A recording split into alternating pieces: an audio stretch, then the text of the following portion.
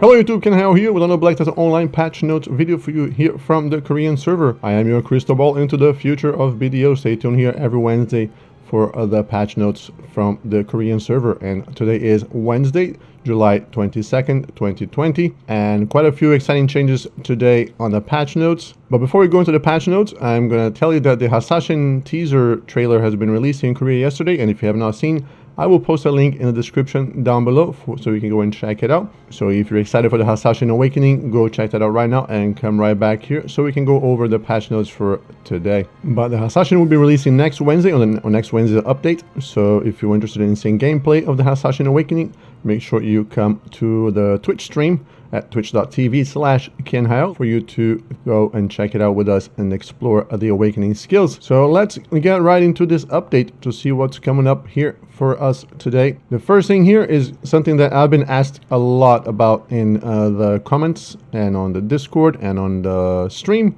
And that is about the early graduation. People kept asking me about the early graduation system. How do I graduate early? And you could never graduate early before. There was a lot of misinformation going on out there. But as of today's patch notes in the Korean server anyways, you are indeed able to graduate early in case you regretted making a season server character and you want to make it a regular character, which I might be doing to my Hasashin. But I do have to consider that I might want to keep an eye on the season server mechanics and changes and things like that. There are some requirements for you to graduate early, however. You have to have 239 AP on your main hand and 303 DP. So it's not necessarily walk in the park. My Hasashin right now does not have this much AP. I think you might have to get to your weapons to pen and possibly your armor to pen as well to get this much thing. So it's not going to be a piece of cake. It's not going to be just like toggling a switch and you can go make your character a regular server character. You have to achieve 239 AP and 303 DP with your Tubala gear. I wonder if you can use the contribution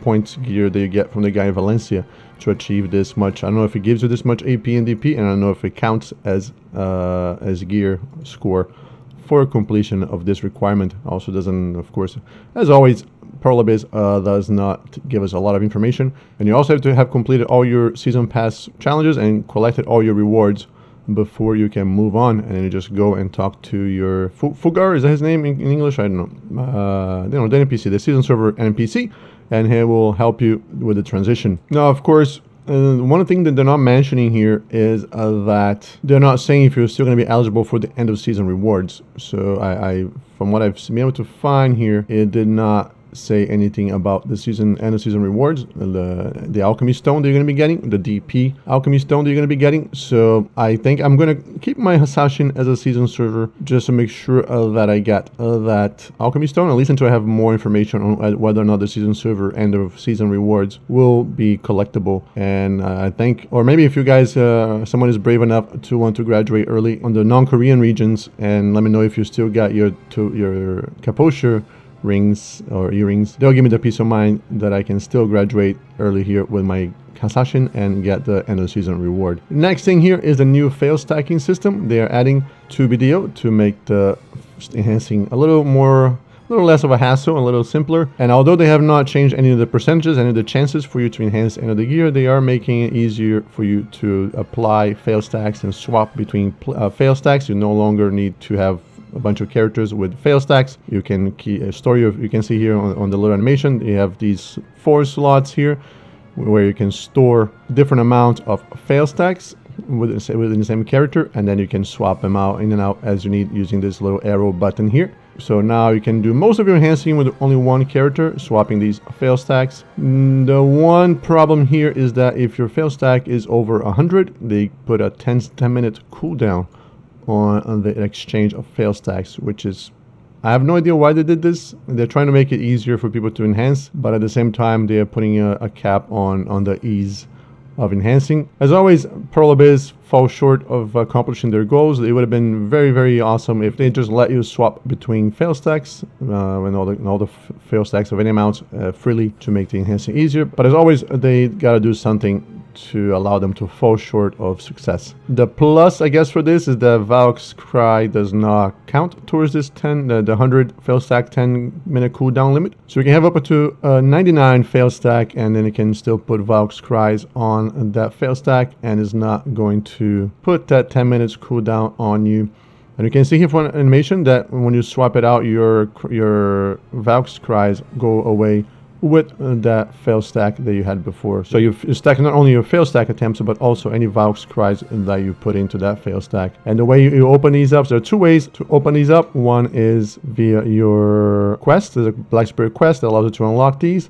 But of course, this being BDO, you can also pay for them. And it's not necessarily cheap, but I guess it's a permanent thing, so it should be okay, maybe. Moving on to the next thing here, they added they added the Hack Sanctuary to become a 160 recommended AP hunting area. It does not show on the map, so I'm not sure what exactly they mean by this. But there's an event that happens in a Hack Sanctuary where you have to defend a little tomb or a little graveyard there. So I'm not sure this is very exciting. I'm not sure why they're trying to funnel people back to Hack Sanctuary. But the next thing they have here, this is pretty much just a UI change. They are putting the main quest. They added another button here to the Black Spirit. You can see here before you only had the quest icon. Now you have a main quest icon, so you can access all your main quests here directly through the Black Spirit menu. You no longer have to go to your O menu and click on the main quest tab. They are also being displayed here now. Just a quality of life change for new players, and I guess for old players we're running new characters through the main quest as well. That's that for that. And then you get here the events. The only event that we have this week is the Patricio. They're adding some Calfer Stones thing to Patricio for this week, and that's it. They have a calendar here just showing what events are going on still. Moving on to the class changes, and let me go to my other screen here so we can go over the class changes. All right, so for class changes today, we have for Sorceress, there was some problem with activating Chloro Flare after Dream of Doom. They're saying that just holding the E key might not work, so you have to press the E key again after Dream of Doom so you can activate your Chloro Flare consistently. Valkyrie, there's a skill icon fix for Ultimate Blizz Stab. Apparently there was a Black Spirit Rage icon showing up there at some point. I'm not quite sure what that was. I don't use Valkyrie Awakening, so I have no idea. And they are changing the animation from Black Spirit Sanctus and Solar to reflect the area that it actually hits. Apparently it was not matching up. One was bigger than the other. For Striker, they are fixing an issue where right-clicking after... It's a little confusing. I had to read this several times to try to understand, but apparently you can go from Endless Fight to Endless Explosion, and holding right click after that was triggering the wrong skill, or maybe it's backwards. I don't know. If your Striker can clarify this on the comments below, I would appreciate. But either way, there was some connection between Endless Explosion and Endless Flight, and holding right click would trigger the wrong skill. Now they're saying here that holding right click after Endless Explosion coming from Endless Flight is going to trigger Fallout, and shift right click is going to trigger Endless Fight. That's it for the Striker. And then for Mehua here, we have apparently the damage for Red Moon was not being applied correctly when after you chose the Succession version of that skill. Now they fixed that bug. And for Tamer, another little bit of confusing change here, or fix I should say. I don't play Tamer, so I'm not quite sure what they mean here, but if you use Helen Roaring again while on cooldown, while under the effect of Helen Berserk, apparently that was causing Helen to act weird, but now Helen, whatever her pet is called, apparently that bug where he was acting up all weird has been fixed, so now you can use your Helen skills without any concerns, I guess. Yeah. Way to go. And continuing on here, Hasashin, all bug fixes except for this first one here. We're not going to go into it. I'll test this out tonight when I'm on stream. And then this is all just saying that you can now open all these gear boxes and costume boxes.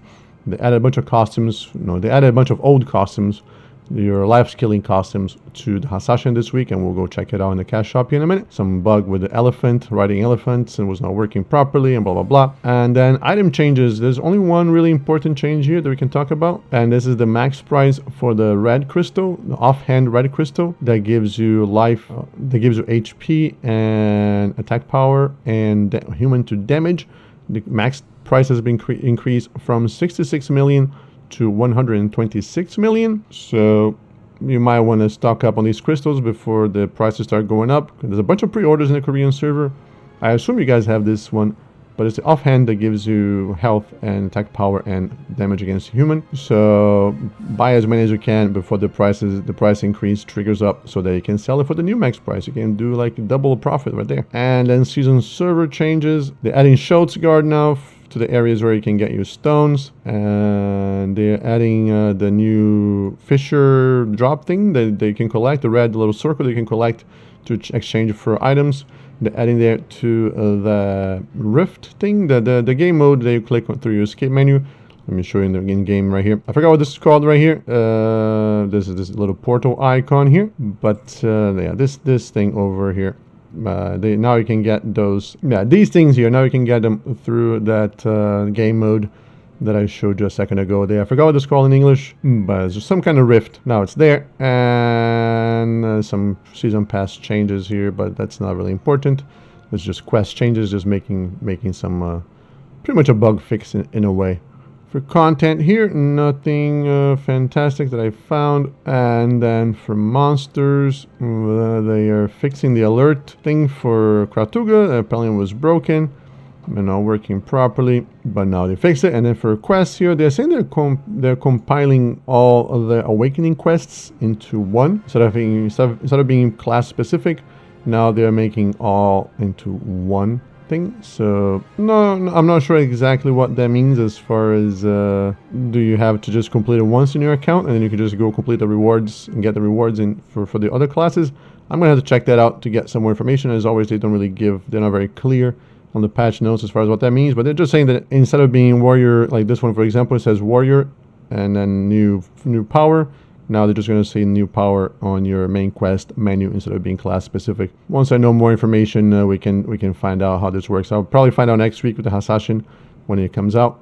If I can just go and complete the quest in 2 steps, then I know that it's been condensed, so they can just do one per family, or it might just be a UI change. And I think that's it here for the patch notes. Let's go jump into game and the cash shop so we can see what is new. So here we are in the cash shop, and you can already see here some new stuff here. Let's go through the new tab first. And you have a new package here with enhancing things to help you enhance your Black Star stuff. Pretty expensive. 1,000 pearls in Korea is going to cost you about, I don't know, $60.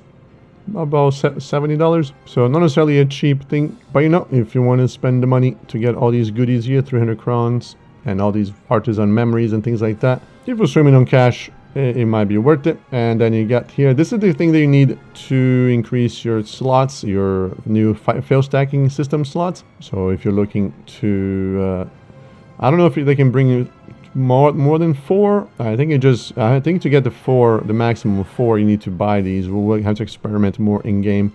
They don't give you that much information, just says that you can get more through the quests, but it doesn't necessarily tell you how many you can get maximum through the quests. And then a custom coupon thing here to make your in-game costume into a wearable costume in a custom slot. Not very exciting. This is again this is the same thing they did with the Kamasilva blessing last week.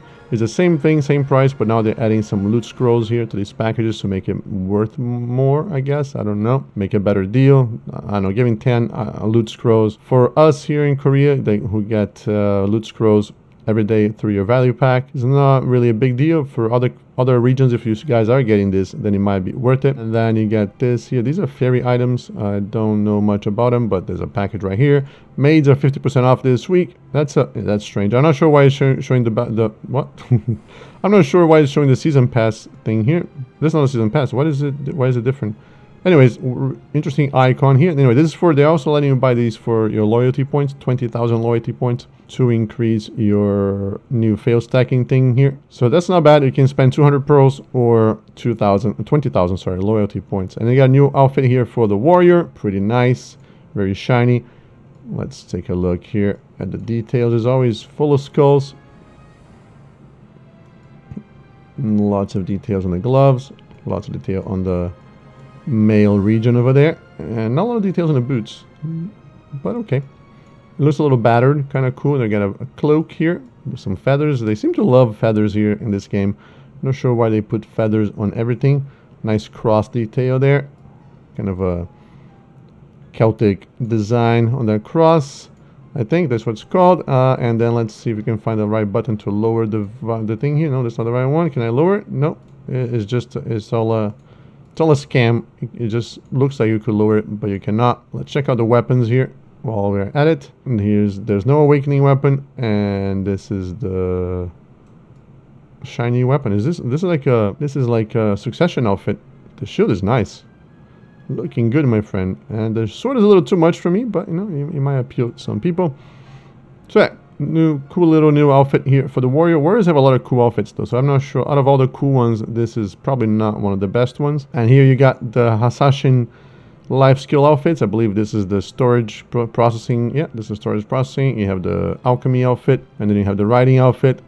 And is that it? You have the canopy outfit for the cooking, and then you have all these here, the new summer outfits for all the characters. I'm not sure if these are actually new, if they're just coming back. You have different underwears here if you want to test it out.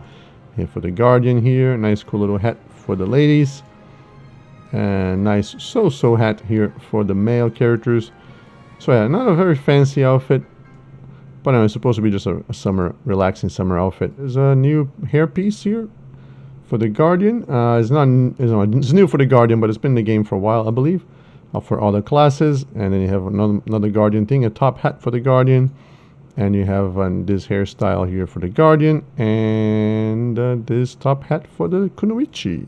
Sale, we have this time around, we have a Tamer Awakening, I believe, outfit. But yeah, that's gonna be it for the cash shop. But yeah, that's gonna be it for the patch notes video. As always, if you liked the video and thought it was informative, I would appreciate if you can hit that like button. And if you want to see more video content from me, don't forget to subscribe, and also come join our Twitch streams and a Discord community. Links for all those things down below.